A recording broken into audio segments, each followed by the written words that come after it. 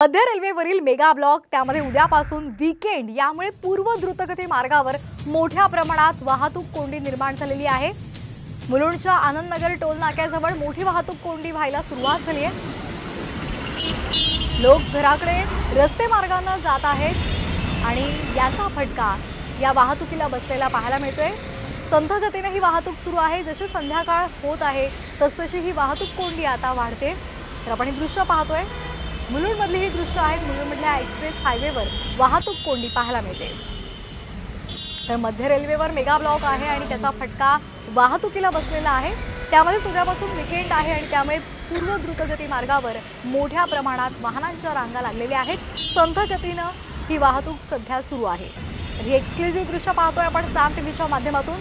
मुलुंडच्या Anandnagar toll नाक्याजवळची ही दृश्य आपण पाहतोय। मी सध्या पूर्व द्रुतगती मार्गावर पाहू शकता। माझ्या मागे मोठ्या वाहनाच्या आहेत त्या रांगा लागलेल्या आहेत। आज मध्य रेल्वेने मेगा ब्लॉक घेतला होता, त्याचा काहीसा परिणाम आहे तो इथे आता पूर्व द्रुतगती मार्ग दिसत आहे। मध्ये इथे काही हाकेच्या अंतर आहे तो टोल नाका आहे। टोल नाक्यावर जी लाईन आखलेली असते त्या लाईनीच्या पुढे ज्या वाहन आहेत ते आलेले आहेत। मात्र अद्यापही ही टोल वसूली थांबलेली नाही आहे। टोल धारकांकडून टोल वाहनाकडून हे टोल देखील अद्यापही घेतले जात आहेत। मात्र ही लाईन आहे ती भांडूपर्यंत जाण्याची देखील शक्यता आहे, ते वर्तवली जात आहे। मात्र या ज्या रांगा वाढल्या तर इथे ट्रॅफिकची देखील समस्या निर्माण होऊ शकते।